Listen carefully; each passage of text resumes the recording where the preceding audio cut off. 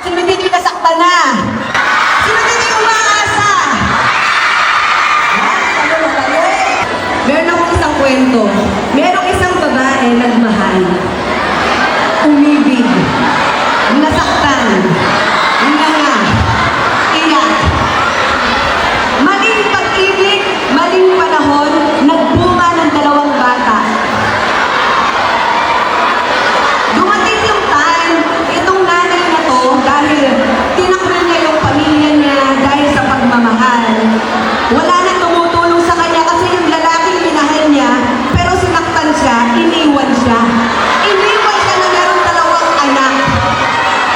Grabe.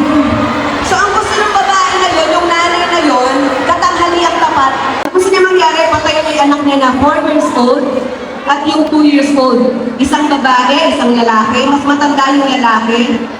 Umiiyak siya kasi hopeless na, wala nang tumutulong eh, wala nang kumikilala sa kanya. Pinilihila na siya ng pamilya niya. Ang tingin sa kanya ng mundo, napakaliit, makasalanan. So katanghali ang tapat, yung sasaksakin niya na yung mga anak niya, meron dumating na dalawang babae.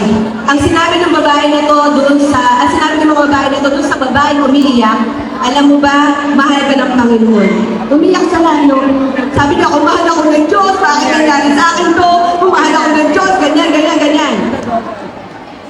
Dumating yung pastor. Ang inalimbawa ng pastor sa kanya, yung kwento sa Bible, si Magdalena. Si Magdalena po ay marami siyang lalaking pinakasama. Wala nga siyang asawa dun eh. Kung sino-sino, binibenta niya yung katawan niya para kumita siya. Sabi ng mga tao, kwento to sa Bible, sabi ng mga tao, Panginoong Jesus, batuin po natin yung babae na yan hanggang sa mamatay. Kasi nakita po namin siya nangangalun niya. Makasalanan po yan. Pero sabi ni Jesus sa kanila, kung sino man sa inyo ang walang kasalanan, siyang unang bumato sa babae yun. Yung nagsasabi po na batuhin yung babae na yun, isa-isa po nilang hinulog yung mga hawak nilang bato, umalis sila.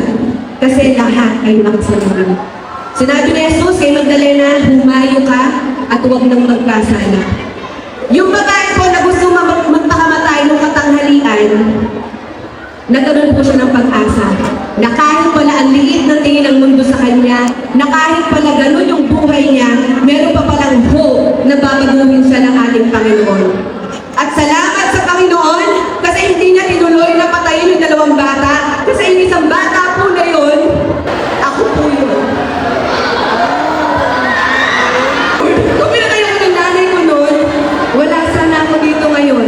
Hindi ko sana ma-share sa inyo kung paano kabuti ang Diyos sa buhay natin.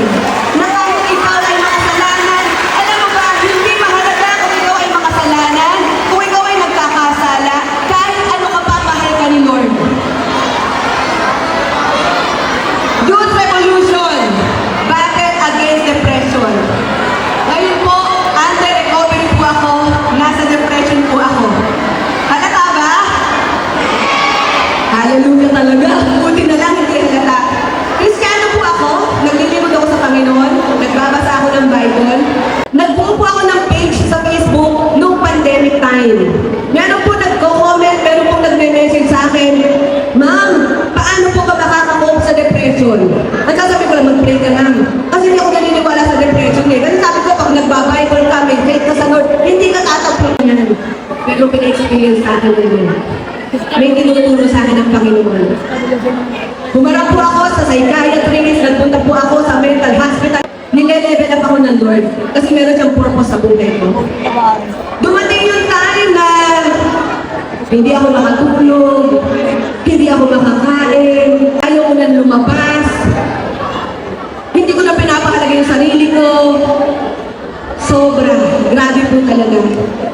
Sabi ko, Lord, pwede po makalisin niyo na ako sa sitwasyon na to? Pwede po makisip niyo na ako kasi hindi ako to eh. Hindi ako to. Sinasabi ko sa mga tao, pag-pray mo ako, may depression ako. Ikaw pa? Ikaw pa, lakas-lakas mo? Ikaw pa, imposible.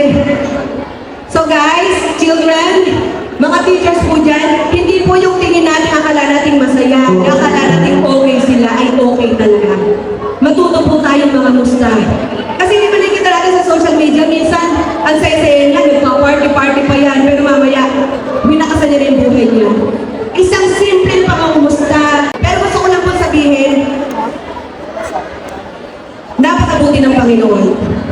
Sabi ko, Lord, pwede ba alisin mo na ako sa sitwasyon na to? Hindi ako sanay, hindi ako to, hindi ko malala yung sarili ko. Ang sabi ni Lord sa akin, anak, hindi kita agad-agad aalisin dyan. Pero ang pangako ko sa iyo, bibigyan kita ng lakas, sasamahan kita. So ngayon po, ako po ay nagpapatuloy sa paglilingkod sa Panginoon kasi gusto kong ipakita sa kaaway na mag-show up pa rin ako. Kahit gusto niya akong pabagsakin, matindi yung plano ng Lord sa buhay ko. Kaya ang ginagawa ng kaaway, matindi rin yung pagpaplano niya para pabagsakin ako. Mga kabataan, yung plano niya para sa inyo, isang magandang bukas, isang magandang hinaharap. Patuloy tayo magtiwala sa Panginoon. Huwag kayo mawawalan ng pag-asa. Ang pananampalataya natin sa Panginoon, napakalaking tulong nun. Kasi iwanan naman tayo ng lahat. Si Lord hindi kayo iwan. Iwanan naman tayo, saktan naman tayo ng lahat. Si Lord hindi ka niya pababayaan. Depression is real, but so is God. Anxiety is real, but so is hope. So maraming